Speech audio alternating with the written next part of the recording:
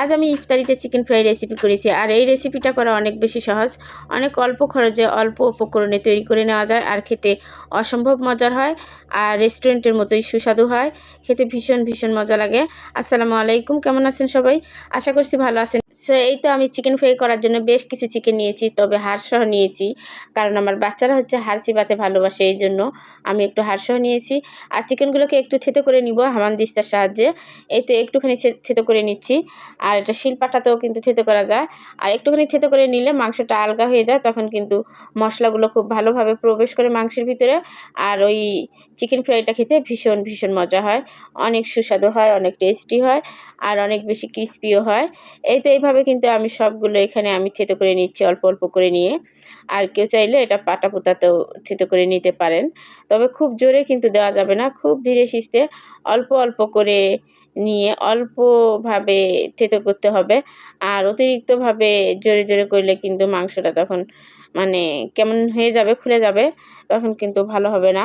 এটা আর কি একটু ধীরে সুস্থে চিন্তা ভাবনা করে করতে হবে, একটু ধৈর্য সহকারে। এই তো সবগুলো আমি করে নিলাম, থেতো করে নিলাম। এখন এগুলোকে আমি মশলা দিয়ে মাখিয়ে নিব। আদা বাটা 2 চামচ, রসুন বাটা 2 চামচ, তারপর কাঁচামরিচ বাটা দিলাম 1.5 চামচ, আর একটু ঝাল করব।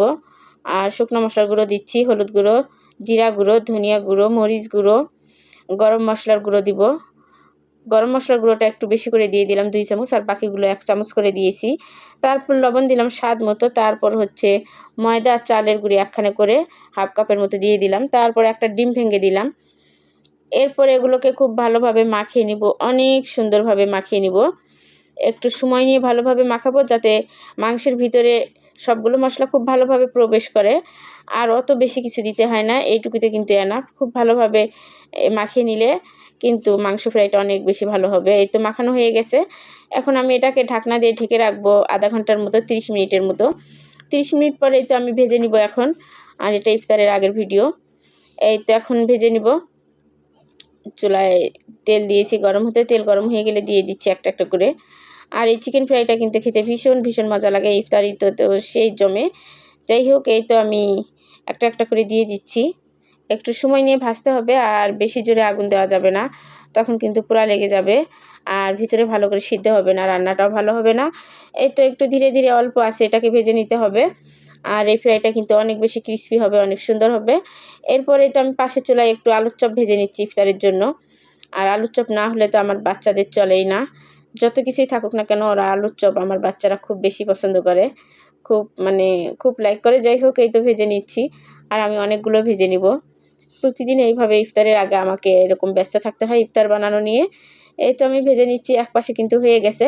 আমি একটু কড়া করে ভাজবো, আর একটু কড়া করে ভাজলে চিকেন ফ্রাইটা খেতে ভীষণ ভালো লাগে, আর ক্রিস্পিও ভালো হয়। এই তো চিকেন ফ্রাই কিন্তু এক পাশে হয়ে গেছে, উল্টাই দিছি। আর এখানে কিন্তু আলুর চপটাও আমি উল্টে পাল্টে নিচ্ছি, অনেক সুন্দরভাবে উল্টে পাল্টে নিচ্ছি। এই তো ভালোভাবে উল্টে পাল্টে নিচ্ছি, এক পাশে হয়ে গেছে, অনেক সুন্দর কালার হয়েছে, ব্রাউন কালার হয়েছে। এখন উঠিয়ে নিচ্ছি, ভাজা হয়ে গেছে। আর এরকম সুন্দর কালার করে আমি ভেজে নিব। আর পোড়া লাগলে, কালো হলে কিন্তু খেতে ভালো লাগে না, দেখতেও ভালো লাগে না। এতে দেখতেই পাচ্ছেন কতটা সুন্দর হয়েছে। আর আলুর চপের বেসনে কিন্তু আমি ডিম ভেঙে দিয়েছি, যার কারণে আরও বেশি টেস্টি হবে। এই তো এখানে কিন্তু চিকেন ফ্রাইগুলো হয়ে গেছে, আরও বেশ কিছু আছে, ওগুলোও ভেজে নিব। অর্ধেকটা হয়ে গেল। এইভাবে আমি এই তো বাকিগুলো ভেজে নিব। এই তো দিয়ে দিচ্ছি একটা একটা করে, সুন্দরভাবে দিয়ে দিচ্ছি। একটু সময় নিয়ে কাজগুলো করতে হবে। তারপর আরও বেশ কিছু আলুর চপ ছিল, এগুলোও আমি ভেজে নিচ্ছি। আর এই ভর্তাটা কিন্তু, এই শেপগুলো আমার মেয়ে করেছে, আমি শুধু ভেজে নিচ্ছি। আমার মেয়ে হেল্প করেছে, ও শুধু আলু ভর্তাটা বানিয়ে আলু ভর্তার চপের যে শেপটা ওইটুকুই করে দেয়, আর বাকিটা আমি করে নিই। এই তো হয়ে গেল। আলুর চপগুলো অনেক সুন্দর হয়েছে, কিন্তু কালারটাও মাশাআল্লাহ অনেক লোভনীয় হয়েছে, অনেক কালারফুল হয়েছে। এই তো চিকেনগুলো কিন্তু এদিকে ভাজা হয়ে গেছে, সবগুলোই হয়ে গেল। কতটা অল্প সময় হয়ে যায়, একটু ধীরে সুস্থে করে নিলাম, অনেক সুন্দর হয়েছে। এই তো আলুর চপগুলো বেশ লোভনীয় হয়েছে। এর সাথে কিন্তু আমার আরও অনেক কিছু ভাজাভাজি হয়েছে, সেগুলোর ভিডিও নেইনি। আর এই তো চিকেন ফ্রাইগুলো দেখতেই পাচ্ছেন কতটা লোভনীয় হয়েছে, একদম রেস্টুরেন্টের মতো, বেশ মজা হয়েছে।